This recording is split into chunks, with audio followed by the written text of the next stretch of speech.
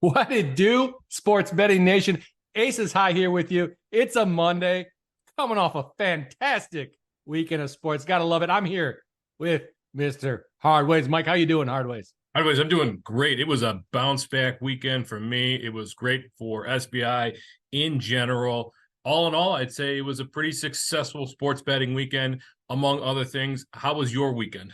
Oh, it was fantastic. I mean, anybody that listens to this program knows it was fantastic. I was a bit angry with Army. I lost my college football rundown pick and wasn't happy about that. I know you won yours, but other than that, almost every bet came through the push on Oregon. So it was a fantastic weekend. I gotta love paying the bills with college football season. I just love how we talked about it on our Thursday night preview that I said the game would come down to the last second field goal, and it did, just not the way that I thought, with Oregon missing that last second field goal. But every once in a while, the bookmakers get it right on the money. And in this one, with Washington -3 against Oregon, they got it right in the money. But we will touch on that in our NCAA football segment. Let's start with baseball, and we have to start with the bad news, which is the Braves are out of the playoffs now. How are you feeling? Probably not great. Nah, not great. I mean, there's the National League does not exist to me anymore. I'll tell you one thing: the Phillies, they are dead to me. I hated them before this series. I hated them last year. I hated them the year before. I hate them even more now, taking down the Braves, and in pretty good fashion, I must say. Yeah, that was surprising, to say the least. I mean, the Phillies do show up in the postseason, so it's tough to take anything away from what they're doing, but they end up winning that series 3-1. So the Phillies move on, and they start today night. They play the Diamondbacks, which is, I think, the biggest surprise across MLB postseason. Now, I had money on the Rangers, I had money on the Astros, and I had money on the Diamondbacks, believe it or not. So yesterday, I threw a little bit on the Phillies just to even things out. So for me, the Astros is where my big money is. And then beyond that, the Diamondbacks, I'm cheering for. I don't want to cheer for the Phillies. I don't like the Phillies personally, but now I had to make a little smart business decision there in order to make sure that I made some money depending on who wins the World Series. But beyond that, the other series that closed out was the Astros and the Twins. As I mentioned, the Astros moved on versus Twins 3-1. And then this one, as I said, with the Diamondbacks sweeping the Dodgers. How do we even process that? We don't. I mean, this is not what I expected. If you would have told me who's going to be in the NLCS championship, I would not have said Diamondbacks Phillies. Not a chance in hell I would have guessed that. Diamondbacks, though, they came through with it. Dodgers had an up and down season, and it was a well-deserved win in the series there for the Arizona baseball team. Well, moving on, we have two games today. We've got an afternoon game, which is the game 2 of the Rangers and the Astros. Last night, the Rangers blanked the Astros 2-0. It was a couple of home runs there for the Rangers. Jonah Heim and Leody Taveras both hit single shots, so they win 2-0. That series is now 1-0. That we got game 2 today. So let's pull up our MLB Today page, see what we got here. We've got Framber Valdez on the mound, and I'm taking this directly from SB Intel's MLB Today page, which is available to all subscribers. We've got Framber Valdez on the mound for the Astros, and we've got Nathan Eovaldi on the mound for the Rangers. Right now, let's pull up the game boards and see what we have for lines at this. While I pull it up, have you looked at this game at all? I haven't. I mean, you got a Texas Rangers baseball team that hasn't lost a goddamn game in the playoffs, and you're plus money on them. I mean, I don't want to bet this game. I'm going to stay away from it. But if you are betting this game, please let me know on Twitter. Let me know on Discord. Let me know wherever. We're everywhere out there. SBI is everywhere. Let Aces know why you're betting the Astros in this one to take down an undefeated, a hot Rangers baseball team. I'd love to hear it. I'd be surprised about that one. Now, the best line that I'm seeing is the Rangers plus 105 over on Caesars Sportsbook. You can also get plus 104 on FanDuel. If you want to take the Astros and back Framber Valdez, that is minus 115 on BetRivers. So that is the best line across the board there. I don't know. This one's tough. As you mentioned, the Rangers have not lost a game in the playoffs. They swept both series so far, and they have a 1-game lead over the Astros. But the Astros are at home.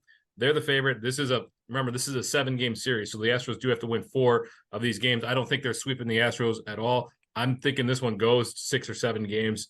I'm not sure who's going to pull out of this series. The Rangers are just super hot right now, and it's just I think one of the biggest surprises of this postseason is just how quiet some of these bats have been. We've had some low-scoring games, and we've had some power offenses that just haven't come through. But beyond that, let's go over to the Phillies and the Diamondbacks. That is game one. The Phillies do have home field advantage, so they are starting out in Philadelphia tonight, and the Phillies are the favorites in this. So we've got Zach Wheeler on the mound, no surprise there for the Phillies. But we do also have Zach Gallen on the mound for the Diamondbacks. Diamondbacks plus 148 on the money line. This is courtesy of our game board, our money line game board for Major League Baseball. That's over on Bet Rivers. You can also get plus 140 a bunch of places. And then the Phillies minus 164 over on FanDuel. It's got a slight edge to the minus 165 on Caesars and BetMGM. Where are you going with your money on this one, Aces? I don't know. I hate to say that I'm going to be sitting out both games, here on when we get in the league championships, but I think I am. I'm going to be sitting out both games. I don't know where to go on this one. The big thing about it, obviously, is the line moving open around plus 118 for the Diamondbacks. Now you're getting that big plus 148 number. I mean, it's kind of enticing. I do want to bet against the Phillies. Actually, I'm going to stop mentioning their name. They are no longer the Phillies. They are an unnamed baseball team because I hate them that much. Actually, I don't want to get too far off topic. I saw this thing. I don't know. I think my wife said it to me, but in college, there was this softball team. They made their team name no games scheduled. So anytime they would play a game, the opponents would see no games scheduled on their schedule. They wouldn't show up, and they won the league by default because of so many forfeit wins. But I found that hilarious. But I think that's what we're gonna do that with the Phillies. They're just like no game scheduled. They're a nobody to me. I don't know. I'm not gonna bet this one. I'm gonna stay away from it. Yeah, you might have to go into the code there of our website and just change it so whenever it says Phillies, it actually says no game scheduled. So the Diamondbacks win by default. So that's what we have. I kind of like the Diamondbacks in this one. I like what Zach Gallen has done this year. Certainly, Wheeler's no slouch, and the Phillies do show up in the postseason, but plus money odds on the Diamondbacks. I kind of like that. I'm going to be keeping an eye on this line movement. If it gets above 155, I'll probably throw down on the Diamondbacks. But that's it. 2 games today. Tomorrow we will have game 2 of the NLCS. That'll be at 7:07, and then on Wednesday we'll have game 3 of the ALCS. Moving on, though, NHL, we've got the Blackhawks tonight. The Maple Leafs, massive favorites. Let's pull it up, but just real quick, it looks like it's around minus 350. So you back in the Blackhawks? They're 1-2 right now. I mean, I might. You see what happened to the Canes yesterday? Is that minus 300 favorite? They just got dropped. I was rather demolished. I mean, I was rather angry about that. So it's not to say it's hockey, plus 260 team there, or plus 280, I think is the best line over there on BetMGM for the Hawks. They can win that hockey game. The Maple Leafs, they are not God. They dropped games. They dropped a couple games in the playoffs last year. So I don't know. I'm going to bet the Blackhawks on this one. We were hot. The first opening NHL game last week, we were talking about take the Hawks, and we came in hot on that. Gotta love it. I don't think I'm going to do the same thing with this one against the Leafs tonight. No, you don't think so? I mean, it's plus 280 over on BetMGM. Now, they won't take my money, so I'll have to look elsewhere. Caesars got plus 275. DraftKings, they won't take your money. They've got 275 as well. If you do want to back the Maple Leafs, you can get it. Now, a lot of places has it minus 350. Bet Rivers minus 335, so that's not bad there, but I cannot lay 335 on a team. Plus, the Maple Leafs have broken my heart more than once. I might sprinkle a little bit on the Blackhawks, just an emotional bet for me. I'm not saying that this is a smart bet by any stretch, but I've got this personal philosophy. I'll never take an NHL team that's above minus 250. That is just insane to me.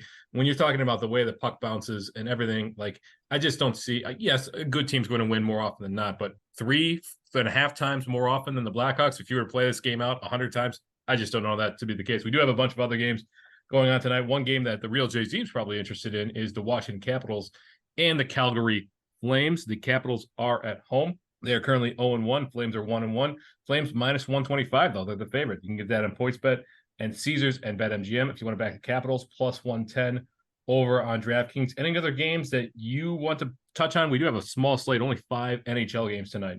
No, the Panthers-Devils, I guess, is the only game that really intrigues me. It's the late one tonight. I just kind of like the plus 150 line. You can get it on most of sports books, but I like the Panthers maybe to take down the Devils here. I like to bet the dogs in the NHL. I'm looking for my spot to bet a dog. The Devils, we're in the second week of NHL. We don't know anything about the teams. I think it's a fairly even matchup. I'll probably look to lay that 150. Right now you can get it on Caesars, MGM, FanDuel. Just don't bet it on PointsBet. And man, do I love to say that because another team that doesn't take my money and I hate them, but plus 150 number on that Panthers. That's probably where I'll be looking in the NHL tonight. That's not a bad spot. Plus 150 over on Caesars. You can get it at a bunch of places, as you mentioned there. I do want to mention Connor Bedard our golden child here. He does have a goal on the season, which is great. He's also got a couple of assists. So we are hoping that this kid continues to trend and he turns this franchise around. Small slate, as I mentioned, we do have a bigger slate the rest of this week, Tuesday, Wednesday. Well, actually, Wednesday's a pretty small slate. So let's move on. I'm going to touch on NFL real quick. So feel free to tune out for just a minute. But the people do request it. And we had a great weekend with our Beating the Odds segment on the Professional Fanatics podcast. As you remember, I am a guest star on that segment every Friday night. This week, I took 3 player props. I tried to shake it up. I went 0-1-1 or 0-2-1 the previous week. This week, 2-1 to bounce back. So it looks like I'm back in the lead on that one. Took 3 player props, one of which did not come in because the Bears starting quarterback got hurt. They couldn't make anything happen. But we had a bunch of upsets in the league this week, most notably the 49ers on the road were taken down by the Browns. The 49ers had a couple of injuries, but they could not get it done. Only 17 points, and the Browns with a backup quarterback, they win 19-17. And then the Jets beating the Eagles. I don't think anybody saw this coming. Zach Wilson, kind of the joke of the AFC. He leads his team to a victory over the Eagles. Now the Eagles were on the road. They're 5-1, but 20-14. The Eagles' second half looked miserable. So now the Lions are the class of the NFC along with the Eagles. Very surprising. And then last night, the Bills just eke out a win. If you saw our social media, we posted about the very last play of the game, whether or not it was pass interference. Our team has been debating it internally. It's been a big point of discussion. Some say yes, some say let them play, but the Bills end up holding on to that one 14-9. The Bills do not look the same this year. A Giants team that's been giving up a ton of points. They could not get it done, or the Bills could not cover that spread, that massive 15.5 point spread against the Giants. They do not look the same. We do have one game left tonight. I'm going to pull up the game board for the NFL here real quick. We've got the Cowboys and the Chargers. Cowboys are on the road, so it's in LA. It's at SoFi Stadium. And the Cowboys, believe it or not, after that drubbing by San Francisco last week, they are still the favorite in this one. The spread is -1.5. Cowboys -122 on the money line. That's at best bets at best. That's the best over at Bet Rivers. And then Chargers +110 if you want to back Justin Herbert and the Chargers. You can get that on DraftKings Sportsbook. I'm going to pull up the spread of the over-under on this one because I'm very interested in that. That Dallas defense is very good, but that Chargers offense is very, very good. So we've got over-under 49.5. It's shaded to the over there. That's over on DraftKings. Or over 50. You can get that at a bunch of places. Will you be watching the game tonight? Is there anything else that you might be having on? I mean, you got the Blackhawks on Aces, but any interest in watching this game tonight? Watching America's team, the Cowboys? Are you paying attention, Ron? No. I'll just say that. No, I didn't watch any games. Actually, I was watching the Iowa girls college basketball game. Fantastic win by the Hawkeyes out there in Kinnick Field. Yes, they played outside. So that's what I was watching yesterday. Today, I will not be watching that. Probably be watching the Blackhawks game. Probably be watching a couple other games, depending where I put my money. Definitely that Panthers game if I do put money on there. But no, sir, I will not be watching this. I am looking over here at sportsbettingintel.com. I'm looking at our game breakdown. The totals number you were mentioning is they look pretty consistent for those totals across all the books.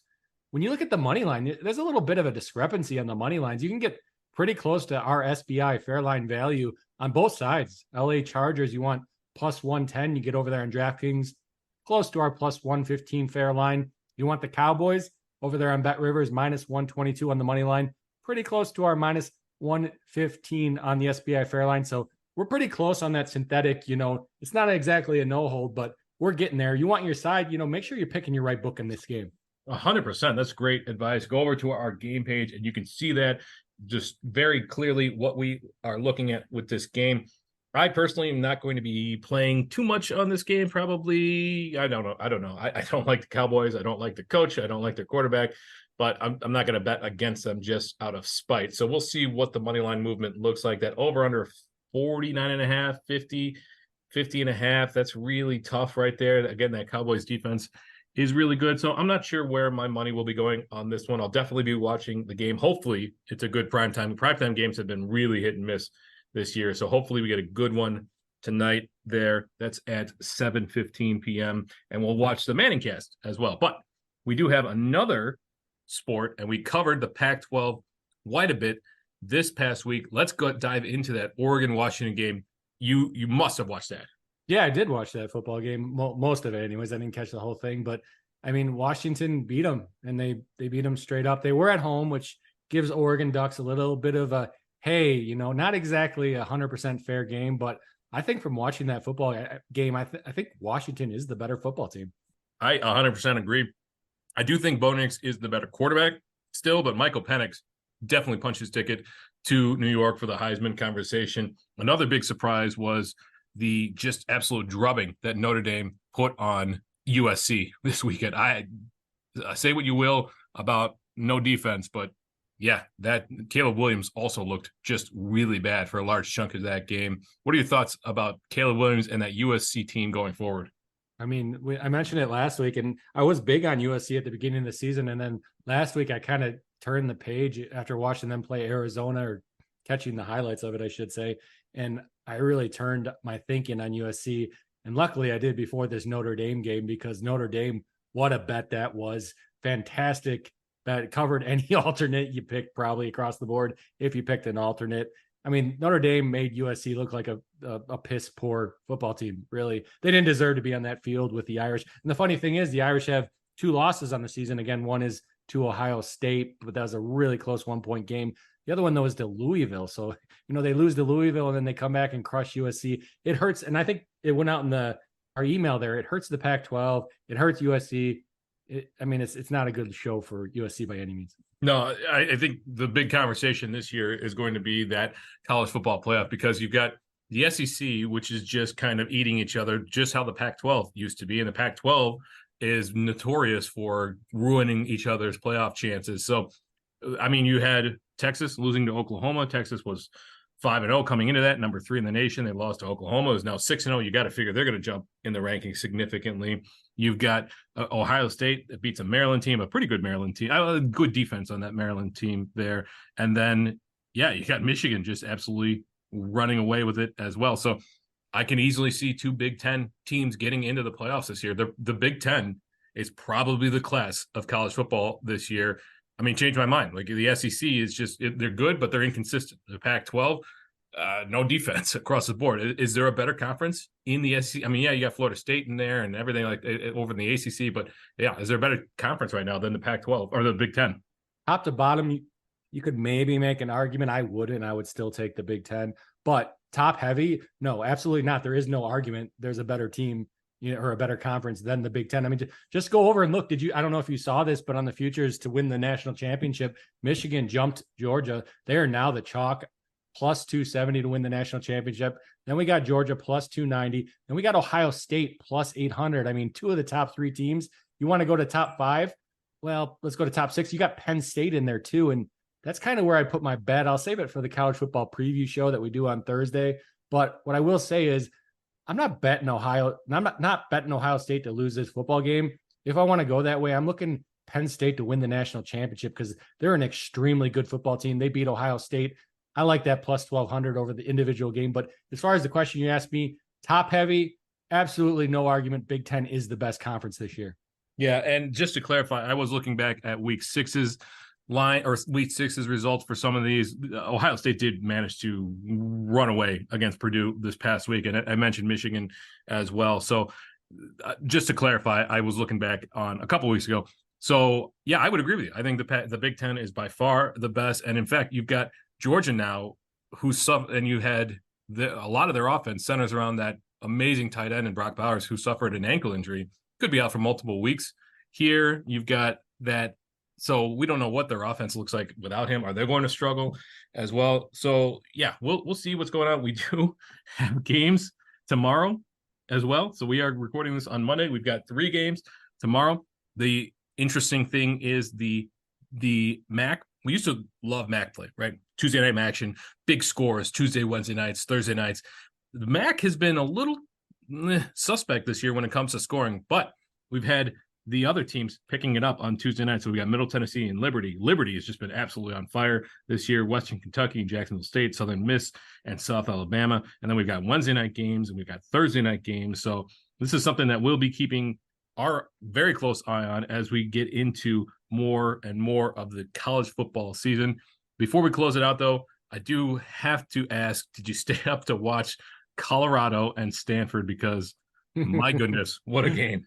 I mean, that I didn't watch the whole game, no, but we talked about that one, and we were pretty heavy on. That's part of the reason it was such a great week. I put a little bit, like I mentioned, a little bit on Stanford to win outright, which is just a fantastic number. And then we took them on the spread too, which we mentioned on their podcast, that Thursday college football special. It's nothing that really surprised me. Again, go back and listen to what we talked about last Thursday. Colorado's a football team. Until they prove you shouldn't, you just keep fading them because they're going to continue to shoot themselves in the foot. I don't, that hype early season obviously has worn off. I still chuckle about beginning of the season when people are saying they're a national championship team. That's clearly no longer the case. We'll even see if they get bowl eligible in the season. Yeah, it wouldn't surprise me to see Colorado continue to struggle throughout the rest of the year. I watched that entire game. I was mesmerized. I could not turn away. It's just how poorly Colorado played in the second half, especially on defense. They went into the halftime up 29-0. It was over. I should have put more on it. We talked about it on our Thursday night breakdown, NCAA Week 7 breakdown. We took the Stanford money line. I should have taken, I think it was as high as plus 4,800 at one point. I could have been higher than that. I should have put more on it. Stanford just absolutely coming out dominant in the second half, and it goes to overtime. I did think that Lanning made a poor decision by not going for two when they tied it up in overtime, but didn't matter for them because they went in second overtime with a field goal. So that'd be it for us. Now, I do want to mention we do quite a bit on this podcast and then our Thursday night podcast, and then we've got the Friday night guest spot over on the Beating the Odds segment of the Professional Fanatics podcast. So tune in to all three so you can get more great information like this, more picks. We're starting to point this out on our social media that this is where you want to be. You want to make sure that you're tuning in because we're piecing this all together. There's a ton of sports going on right now. We've got NBA starting very, very shortly, but NCAA football, we are heavy into that. NFL, college is big. College basketball is coming up. So lots of stuff coming up. Aces, anything that you want to touch on before we close it out for the day? We've got week 8, as I mentioned, with NCAA football coming up starting tomorrow at 6:00.